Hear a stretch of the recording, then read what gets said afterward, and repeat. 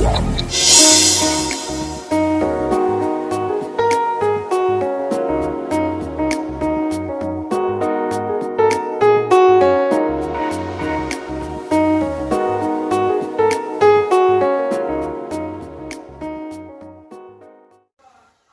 Friends, my name is Shyam Prasad.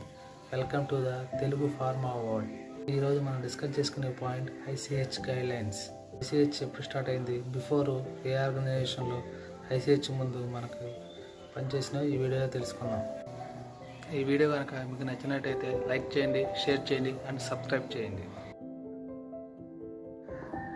1848 January 29న ఫార్మాకోవి guidelines start అయ్యాయి. ఈ ఫార్మాకోవి guidelines start అవడానికి ముఖ్య కారణం 1848 ఆగస్టు 28న అన్నా గ్రీనర్ అనే అమ్మాయికి కాళ్ళు వేలు గోళ్ళు తొలగించడం కోసం క్లోరోఫామ్ని మత్తు పదార్థం కింద ఉపయోగించడం వల్ల ఆ అమ్మాయి చనిపోయింది. ఈ ఇన్సిడెంట్ వల్ల ఫార్మాకోవి గైడ్లైన్స్ స్టార్ట్ అయింది. ఫార్మాకోవి గైడ్లైన్స్ తర్వాత డ్రగ్ సేఫ్టీ 1938లో స్టార్ట్ చేశారు. ప్రెగ్నెంట్తో ఉన్న లేడీస్ వికారం తగ్గడం కోసం థాలిడోమైడ్ అనే ట్యాబ్లెట్ని యూజ్ చేసేవారు. ఇది 1950-60లలో అనేక మంది పిల్లలు అనేక డిఫెక్ట్స్ పుట్టడం వల్ల ఈ ఐసీహెచ్ గైడ్లైన్స్ స్టార్ట్ అయ్యాయి.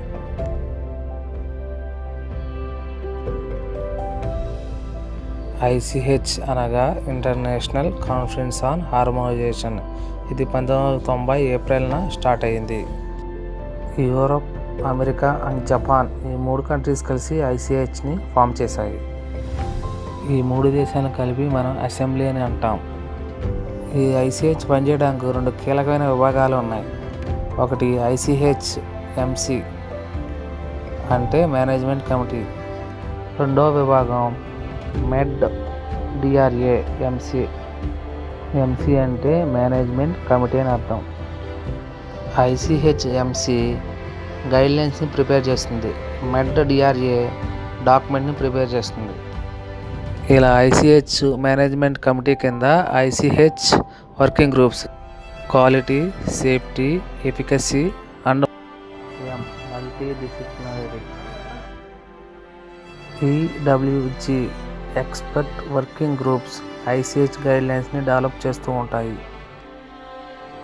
ఐడబ్ల్యూజీ ఇంప్లిమెంటేషన్ వర్కింగ్ గ్రూప్స్ ఇవి ఇలా డెవలప్ చేసిన గైడ్లైన్స్ను అన్ని దేశాల మీద ఇంప్లిమెంట్ చే. ఐఎఫ్డబ్ల్యూఈ ఇన్ఫార్మల్ వర్కింగ్ గ్రూప్. ఈ section develop the concept paper and business plan. DG discussion groups. ఈ విధంగా ఈ గ్రూపు ఐసీహెచ్ గైడ్లైన్స్ వల్ల స్పెసిఫిక్గా కానీ సైంటిఫిక్ కానీ ఎలాంటి ప్రాబ్లమ్స్ వచ్చినా డిస్కస్ చేసి సాల్వ్ చేస్తుంది. ఐసీహెచ్లో ముందుగా మనం క్వాలిటీ గైడ్లైన్స్ గురించి డిస్కస్ చేసుకుందాం.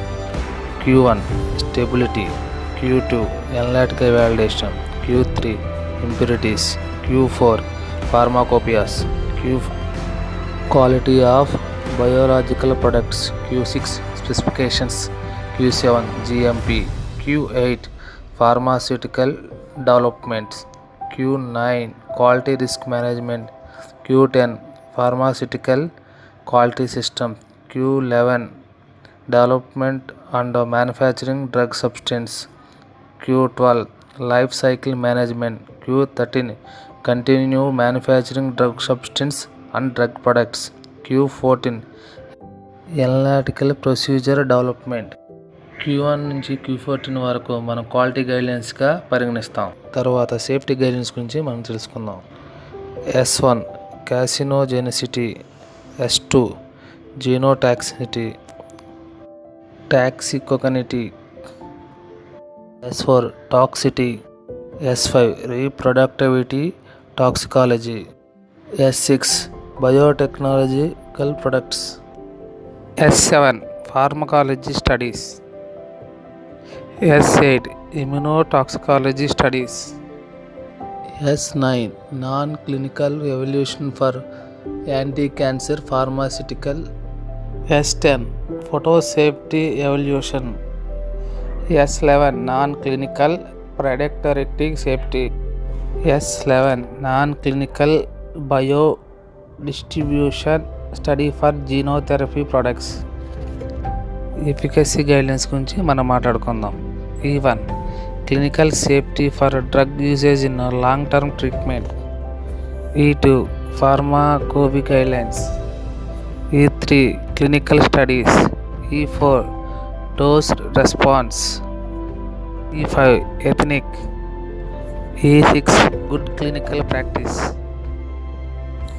E7 clinical trials in genetic population. E8 general considerations for clinical trials. E9 statistically principle for clinical trials. E10 choice of control groups in clinical trials. E11 clinical trials in predatory populations. E12 clinical evaluation therapeutic categories. E14 clinical evaluation of QT. E15 definitions in pharmacogenetics.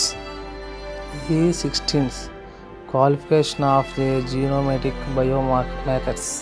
E17 multi-religion clinical trials. E18 genomic sampling. E19 safety data collection. E20 adaptivity clinical trials. 4 multi disciplinary guidelines గురించి మనం మాట్లాడుకుందాం. M1 med DRA terminology. M2 electronic standards. M3 non clinical safety studies. M4 common technical document. M5 data elements. M6 genotherapy. M7 mutagenic impurities. M8 electronics common technical document. M9 biopharmaceutical classification of system of the based on M10 bioanalytical method validation. M11 clinical electronic structured harmonization protocols. M12 drug interaction studies. M13 bioequivalence for immediately release the solid oral dosage form. Present ICHలో 17 members member కిందను 32 members అబ్జర్వర్గా ఉన్నారు.